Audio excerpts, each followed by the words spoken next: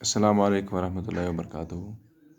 टाइटो बच्चों use lesson अस आज पढ़न अत सबकस नाव माहौल थवो साफ।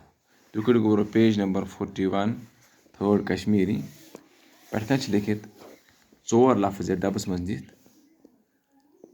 षठ षोठ ओंद पुक होचान बनकन बह पकड़ा ऊंज गोबर सत तुम थो ख्याल। सेहतमंद रोजन बाबत साफ माहौल जरूरी। माहौल गो ओंद पुक सैनिस अंद पकिस मज आब हवा मौसम तो कुल कट बेहतर इवान। माहौल डंज न रोजन सत्य मसल पैदा गसान। हवा तो आब नासाब गसान। जमीनस छुन फसल वपदान। गर्मी हुरान। माहौलस वारिया दुश्मन मसलन कारखानन तो गाड़ियन हुंद दुह। अम सत हवा आलूद गसान। गोबरो सबक या सबकस नाव माहौल थवो साफ। यानी कि माहौल गो गोबर सोन ओंद पुक। यानी कि सबक अंदर आमुत यह वन कि सोन यह ओंद पुक कित पे रोज साफ।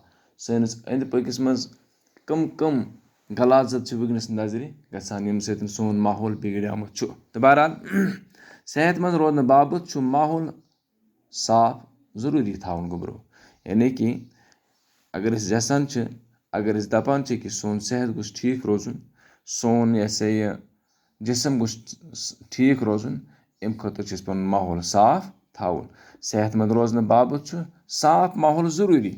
माहौल गो ओंद पुक यानी कि माहौल कत गोबर वन माहौल वन अंद पकिस युस सोन महल या गाम या मकान यत दशिन खोर पज पन सोरे ओंद पुक साफ तो पाक थवन।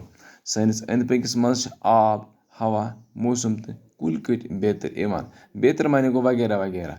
यानी कि सैनिस अंद पकिस मज शामिल आब हवा मौसम कुल कट यानी कि दरखत यथ उर्दू पे वन हम सारी चीज अंद नजर गसान अथ माहौल वनान। माहौल डंज रोजन सत मसल पैदा सपदान। इस पर सोन माहौल डंज रोज इस पर न सोन माहौल डंज रोजन की तो मसल पैदा गसान। हवा तो आब नासाब गसान। यानी हवा नासाब गसान आब नासाब गसान। इस पर सोन माहौल डंज रोजन की सैनिस माहौलस मज खराबी गस गोत असर पेवान आबस पे हवास पे। जमीनस फसल ते वपदान कह। गर्मी हुरान कि इस पर कुल चट यानी कि कुल कर खराब कुल चट तम सत माहौलस पे असर पेवान।